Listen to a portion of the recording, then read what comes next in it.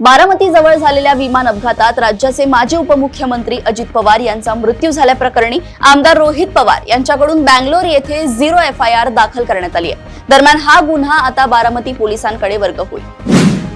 छत्रपती संभाजीनगर मधील सिल्लोड तालुक्यातील घटनांद्रा येथे घरचा प्लॉट विकण्यावरून झालेल्या वादातून पत्नीने रागाच्या भरात पतीच्या डोळ्यात मिरचीची पूड फेकून त्यांना असहाय्य केलं आणि त्यानंतर जड वस्तूने प्रहार करून गळा आवळून त्यांचा जीव घेतला। रायगड जिल्हा परिषदेच्या शिक्षण विभागाच्या वतीने जिल्ह्यात असणाऱ्या 35 अनधिकृत प्राथमिक शाळांची यादी जाहीर केली आहे। पालकांनी या शाळांमध्ये आपल्या पाल्याचा प्रवेश निश्चित करू नये असे आवाहन शिक्षणाधिकारी ललिता दहितुले यांनी केले। सातारा प्रकरणावरून विधान परिषदेत सोमवारी सकाळी उपसभापती नीलम गोऱ्हे यांनी साताऱ्याचे जिल्हा पोलीस अधीक्षक तुषार दोशी यांच्यासह अन्य पोलीस अधिकाऱ्यांच्या निलंबनाचे निर्देश दिले होते, परंतु आता मुख्यमंत्री देवेंद्र फडणवीस यांनी निलंबनाची कारवाई होणार नसल्याचं स्पष्ट केलंय।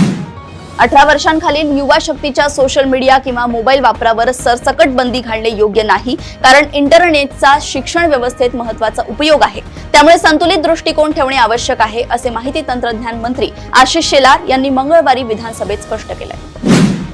मुंबईतील वॉटर मेट्रो बाबत माहिती देताना मत्स्य व बंदरे विकास मंत्री नितेश राणे यांनी थेट आदित्य ठाकरे यांना प्रेमाने वॉटर मेट्रोतून एकत्र प्रवास करण्याचं निमंत्रण दिलंय। या अधिवेशनात असा प्रकार दोनदा घडल्याने राणे ठाकरेंमधील कटुता कमी होते का अशी चर्चा रंगली आहे।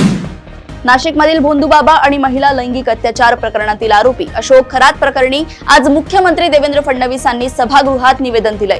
या प्रकरणात राष्ट्रवादी काँग्रेसच्या महिला प्रदेशाध्यक्ष रुपाली चाकणकर यांचीही चौकशी होणार आहे। शिर्डीतील श्रीराम नवमी उत्सवानिमित्तानं भक्तांचा उत्साह शिगेला पोहोचलाय। यंदा 125हून अधिक पालख्या शिर्डीत दाखल झाल्या आहेत।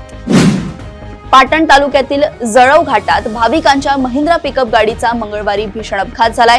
या अपघातात एका महिलेचा जागीच मृत्यू झालाय, तर 12 भाविक गंभीर जखमी झाले आहेत। राष्ट्रवादी शरदचंद्र पवार पक्षाचे अध्यक्ष शरद पवार यांनी नागपुरात दत्ता मेघे यांच्या कुटुंबियांची सांत्वनपर भेट घेतली आहे। यावेळी त्यांनी जुन्या आठवणी काढत मला त्यांना श्रद्धांजली द्यायला नागपूरला यावे लागेल असं कधीही वाटलं नव्हतं, अशी भावुक प्रतिक्रिया दिली। प्रदेशातील अशाच टॉप 10 बातम्या मी ऐश्वर्या आपल्यापर्यंत घेऊन येत राहील। तोपर्यंत बघत रहा देशोन्नती। नमस्कार।